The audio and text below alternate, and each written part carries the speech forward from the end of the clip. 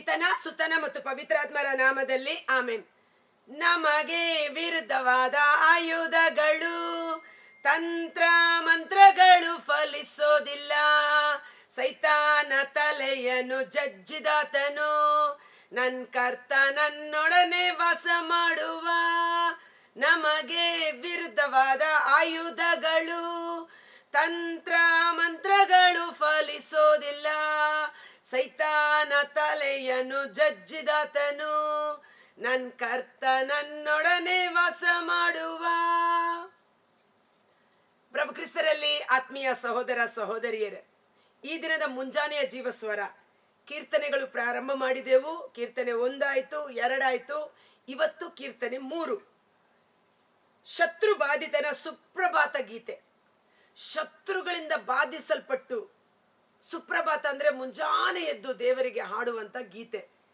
ಈ ಗೀತೆ ದಾವೀದ ಯಾವ ಸಮಯದಲ್ಲಿ ರಚನೆ ಮಾಡಿದ್ದು ಅಂದರೆ 2 ಸಮುವೇಲ 15ನೇ ಅಧ್ಯಾಯದಿಂದ ಹಿಡಿದು 18ನೇ ಅಧ್ಯಾಯದವರೆಗೆ ಆತನಿಗೆ ವಿಪರೀತವಾದ ಶತ್ರುಗಳ ಹೋರಾಟ. ಅದು ವಿವರಿಸ್ತೀನಿ ಈಗ. ಅಂತ ಸಮಯದಲ್ಲಿ ಜಯವನ್ನು ತಂದುಕೊಟ್ಟ ಸರ್ವೇಶ್ವರನಿಗೆ ಕೃತಜ್ಞತಾ ಸ್ತುತಿ ಸ್ತೋತ್ರವನ್ನ ಮಾಡ್ತಾ ಇರುವಂತ ಗೀತೆ, ಅದ್ಭುತವಾದ ಗೀತೆ. ಯಾರೆಲ್ಲ ನನಗೆ ಶತ್ರುಗಳ ಕಾಟ ಇದೆ ಅಂತ ಭಯ ಪಡ್ತಾ ಇದ್ದೀರೋ, ಪ್ರತಿದಿನ ಮುಂಜಾನೆ ಎದ್ದು ಕೀರ್ತನೆ 3 ಓದಿ.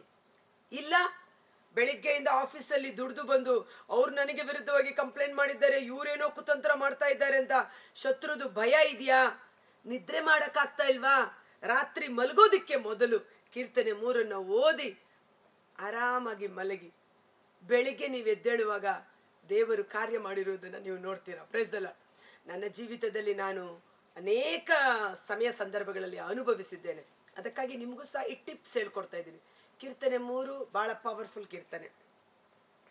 ಪ್ರಭು, ನನಗೆ ವಿರೋಧಿಗಳು ಅನೇಕ, ನನಗೆ ಎದುರಾಗಿ ನಿಂತವರು ಅತ್ಯಧಿಕ.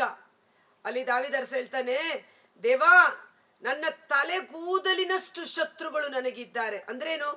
ತಲೆ ಕೂದಲನ್ನು ಹೇಗೆ ಎಣಿಸಲು ಸಾಧ್ಯವಿಲ್ಲವೋ, ದಾವೀದನ ವಿರುದ್ಧವಾಗಿ ಕಾರ್ಯ ಮಾಡಿದ ಶತ್ರುಗಳು ಸಹ ಲೆಕ್ಕವಿಲ್ಲದಷ್ಟು ಅನೇಕ ಇದ್ದರು. ಅದನ್ನ ಮುಂದೆ ಓದುವ. ಅನೇಕರಿದ್ದರು. ಈತನಿಗೆ ದೇವರ ನೆರವೇನಿತ್ತು. ಇವನಿಗೆ ಹೇಗೆ ದೇವರು ಹೆಲ್ಪ್ ಮಾಡ್ತಾರೆ ನೋಡೋಣ. ಇಂತಿದೆ ಹಲವರ ಕೆಣಕು ಮಾತು.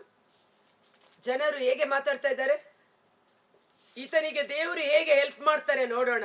ಎಲ್ಲಿದೆ ಇವನಿಗೆ ದೇವರ ಸಹಾಯ? ಕೆಣಕು, ಅಪಹಾಸ್ಯ, ಕುಚೋದ್ಯ, ಆ ಮಾತುಗಳಿಂದಲೇ ದಾವೀದನನ್ನ ಹಿಂಸಿಸುತ್ತಿದ್ದರು. ಆದರೆ ಅವು ಯಾವುದರ ಕಡೆಗೂ ದಾವೀದ ಗಮನ ಹರಿಸದೆ, ಅವನಾದರೂ ನನ್ನ ಸಹಾಯ ಬರುವುದಾದರೂ ಮೇಲಿನಿಂದಲೇ, ಇಗೋ ನನ್ನ ಕೈಗಳನ್ನು ಆಕಾಶದೆಡೆಗೆ ಎತ್ತುತ್ತೇನೆ.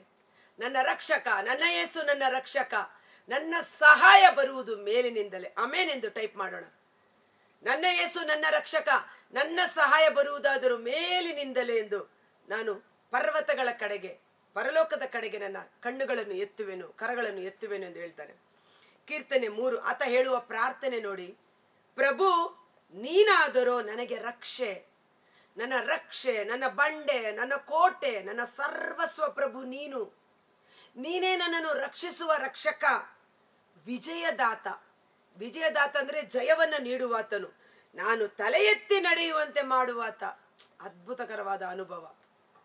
ಶತ್ರುಗಳು ನನ್ನನ್ನು ಯಾವ ಸ್ಥಳದಲ್ಲಿ ನಾಚಿಕೆಯಿಂದ ಅವಮಾನದಿಂದ ಕುಗ್ಗಿ ಹೋಗುವಂತೆ ಮಾಡಿದರೋ ಅದೇ ಸ್ಥಳದಲ್ಲಿ ನಾನು ತಲೆ ಎತ್ತಿ ನಡೆಯುವಂತೆ ಮಾಡುವ ಸರ್ವಶಕ್ತನಾದ ದೇವರು ನೀವಾಗಿದ್ದೀರಿ.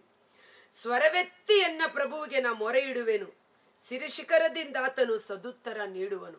ನನಗೆ ಕಷ್ಟ ಬಂದಾಗ, ನನಗೆ ಭಯ ಬಂದಾಗ, ನನಗೆ ಯಾರೂ ಇಲ್ಲ ಎಂದು ಸಂಕಟ ಪಡುವಾಗ ನಾನು ನನ್ನ ಪ್ರಭುವಿಗೆ ಸ್ವರವೆತ್ತಿ ಪ್ರಾರ್ಥಿಸುವೆನು.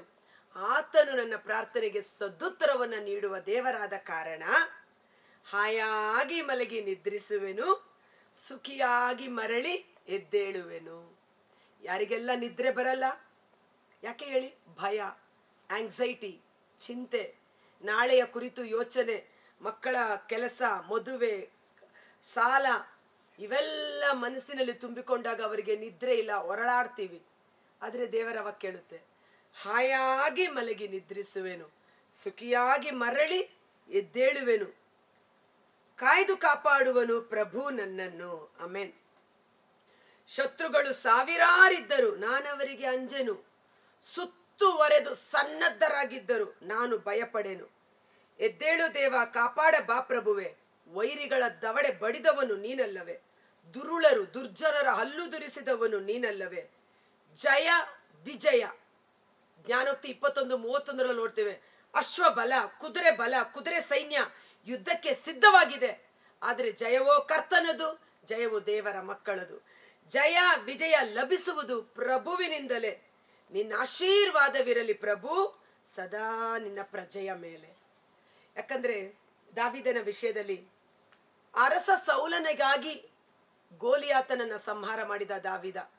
ಆದರೆ ಅದೇ ಸೌಲ ದಾವೀದನನ್ನು ಕೊಲ್ಲುವಷ್ಟರ ಮಟ್ಟಿಗೆ ಬೇಟೆಯಾಡಲು ತೊಡಗಿದ. ಇನ್ನೆಲ್ಲಿ ಹೋಗಿ ಅಡಗಿಕೊಳ್ಳಲು ಸಾಧ್ಯ? ಸೌಲನಿಗೆ ದುರಾತ್ಮ ಬಂದು ಪೀಡಿಸುತ್ತಿದ್ದಾಗ ದಾವೀದನೇ ಹೋಗಿ ಕಿನ್ನರಿ ಬಾರಿಸಿ ಅವನಿಗೆ ಉಪಶಮನ ಕೊಡ್ತಾ ಇದ್ದ. ಆ ಸಮಯದಲ್ಲೂ ಸೌಲ ಈಟಿಯಿಂದ 3 ಬಾರಿ ಅವನನ್ನ ತಿವಿಯಲು ಹೋಗ್ತಾನೆ.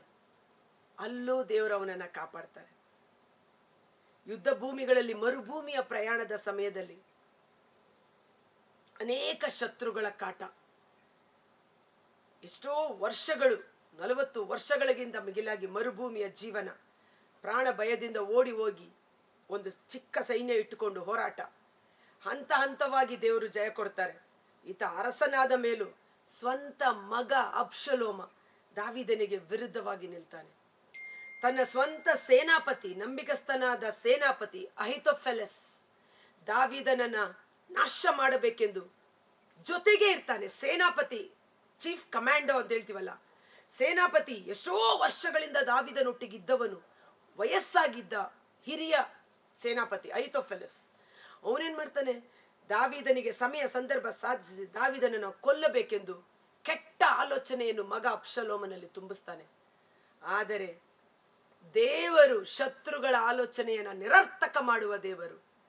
ಮತ್ತೊಬ್ಬ ಸೇನಾಪತಿ ಅಹಿಷೆ ಎನ್ನುವನನ್ನ ಕಳಿಸಿ ಅಹಿತೋಫೆಲೆಸನ ಯೋಜನೆಯನ್ನ ನಿಷ್ಕ್ರಿಯ ಮಾಡಿ ದಾವೀದನನ್ನ ಕಾಪಾಡ್ತಾರೆ.